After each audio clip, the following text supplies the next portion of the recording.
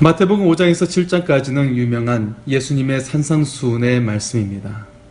예수님은 산상수훈에서 당시 사람들의 가치관을 전복시키는 말씀을 쏟아내십니다. 먼저 정말 복된 사람이 어떤 사람인지에 대한 팔복에 관한 말씀을 하시면서 모인 사람들의 영혼을 뒤흔드십니다. 심령이 가난한 사람이 복이 있다고 하십니다. 애통하는 사람이 불쌍한 것이 아니라 복되다고 하십니다. 온유한 사람, 의에 줄이고 목마른 사람, 긍휼히 여기는 사람, 마음이 청결한 사람, 그리고 의를 위하여 박해받는 사람이 복과 연결됩니다. 당시 사람들이 예수님을 따라다닌 이유가 무엇입니까? 예수님께서 행하시는 기사와 표적이 사람들의 필요에 딱 맞아 떨어졌기 때문입니다. 그런 능력 행함이야말로 사람들이 지향하는 바와 일치한 것입니다. 이 시대의 가치관이 성공과 번영에 맞춰져 있는 것처럼 메시아가 행하는 표적과 기사는 당시 사람들의 마음을 사로잡았을 것입니다. 그런 시대 분위기 속에서 산상수훈의 말씀은 분명 당시의 시대상과 차별화되는 말씀이고 특별하고도 파격적인 말씀이었습니다. 오늘 본문은 팔복에 이어지는 말씀으로 예수님을 따르는 사람들의 정체성과 역할을 소금과 빛에 비유해서 말씀하고 있습니다. 또한 당시 종교 지도자들의 비난과 달리 자신이 율법을 허물기 위한 것이 아니라 율법을 성취하고 완성하러 왔다는 말씀을 하십니다. 팔복에 이어 계속 놀라운 말씀을 선포하십니다. 너희는 세상의 소금이다. 너희는 세상의 빛이다. 라고 예수님을 따르는 사람들을 규정하십니다. 과거나 지금도 세상은 부패하기 쉽고 짙은 어둠과도 같습니다.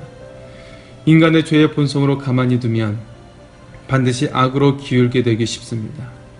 세상은 힘을 쫓아가고 그런 세상에 그늘진 곳은 언제나 있기 마련입니다.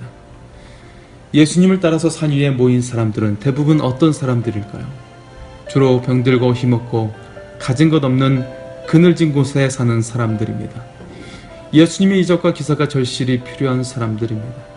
세상을 위해 무언가를 적극적으로 할 수 있는 위치에 있는 사람들이 아니었습니다. 그런데 예수님은 이들을 보고 너희는 세상의 소금이다 라고 말씀하십니다. 소금은 성질 자체가 짠맛을 내는 것입니다. 소금이 녹아들면 부패되는 것이 막아집니다. 그것이 소금의 성질입니다. 놔두면 자연히 부패할 수밖에 없는 세상을 하나님의 나라다운 모습으로 유지하고 보존하는 적극적인 역할을 예수님은 이 보잘것없는 사람들에게 이야기하고 또 그 역할을 부여하고 있는 것입니다. 듣는 사람들에게는 충격적인 이야기입니다. 한 번도 그런 것을 생각해 보지 못한 사람들이기 때문입니다. 또 예수님은 이들에게 너희는 세상의 빛이다 라고 말씀하십니다. 짙은 어둠이 드리워진 세상을 밝게 비추는 것이 바로 하나님 나라의 백성의 모습이라는 것입니다.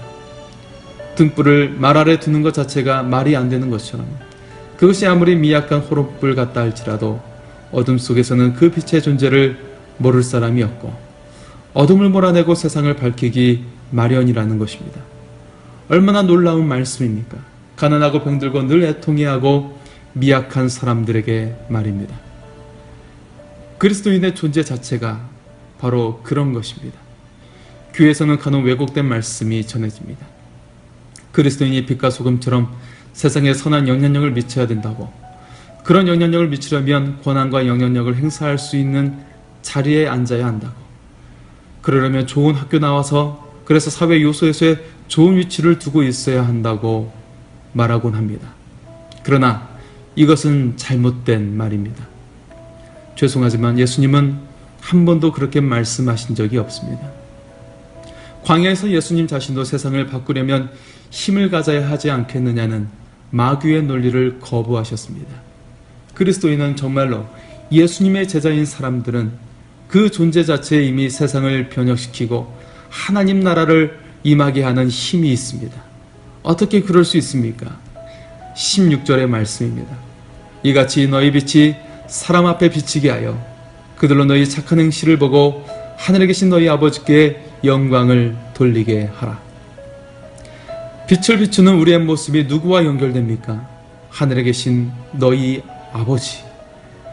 그리스도인은 하나님과 연결되어 있으면 우리의 능력이 아니라 하나님으로 인해 세상을 변화시키고 세상을 비추는 일을 하는 것입니다. 우리들의 힘으로 하는 단순한 윤리적 행위가 세상을 바꾸는 것이 아닙니다. 우리의 아버지 되신 하나님께 연결될 때 우리의 지위와 조건과 능력에 상관없이 그리스도인이라는 존재 자체로 이 땅에 선한 영향력을 미치는 것입니다.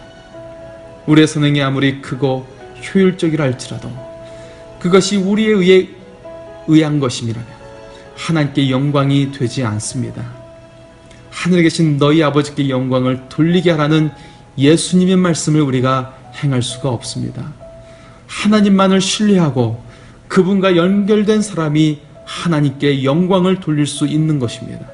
하나님이 아니면 가능성 없는 사람들이 하늘 아버지를 통해 세상의 소금과 세상의 빛이 되는 것입니다. 그래서 가난하고 애통한 사람, 하나님을 의지할 수밖에 없는 팔복의 조건에 해당하는 사람들이 복될 수 있는 것입니다. 요한복음 8장 12절에서 예수님은 이렇게 말씀하십니다. 예수께서 또 말씀하여 이르시되 나는 세상의 빛이니 나를 따르는 자는 어둠에 다니지 아니하고 생명의 빛을 얻으리라. 세상의 빛 되는 우리의 존재와 역할은 빛 대신 예수 그리스도께로부터 나오는 것입니다. 스스로 나는 세상의 빛이다고 말씀하시는 우리 예수님이 우리에게 너희는 세상의 빛이다라고 말씀하고 계십니다. 우리가 우리의 일을 하는 것이 아니라 예수님이 하신 일을 하는 것입니다. 요한복음 14장 12절입니다. 내가 진실로 진실로 너에게 이르노니 나를 믿는 자는 내가 하는 일을 그도 할 것이요 또한 그보다 큰 일도 하리니 이는 내가 아버지께로 가미라. 예수님이 빛이시기 때문에 주의 성령이 임하는 우리도 세상의 빛입니다. 우리의 자질과 우리의 가진 것 때문이 아니라 나를 구속하신 예수님 때문에 그렇습니다. 본문 20절에 예수님께서는 우리의 의가 서기관과 바리새인보다 더 낫지 못하면 결코 천국에 들어가지 못한다고 말씀하십니다. 율법에 철저한 바리새인들과 서기관들의 의보다 우리가 무슨 수로 더 나을 수 있겠습니까? 우리의 공로와 자질로는 세상의 소금과 세상의 빛이 되지 못하는 것처럼 우리가 우리의 의로는 바리새인들과 서기관들과 같이 결코 천국에 들어가지 못하는 것입니다. 율법과 선지자를 완전하게 하신 예수 그리스도로 말미암는 의를 힘입지 않고는 바리새인들이나 서기관들의 종교 생활에도 미치지 못할 것입니다. 기억하시기 바랍니다. 우리가 우리의 것으로 그리스도인이라는 이름에 걸맞게 사는 것이 아닙니다. 우리가 세상에 비칠 수 있는 이유는 빛 대신 예수님께 우리가 붙어있기 때문입니다. 내 의가 아니라 말씀을 철저히 순종하시고 성취하신 예수님의 의를 옷 입고 있기 때문입니다. 예수님께 붙어 있으시기 바랍니다. 예수님 안에 거하시기 바랍니다.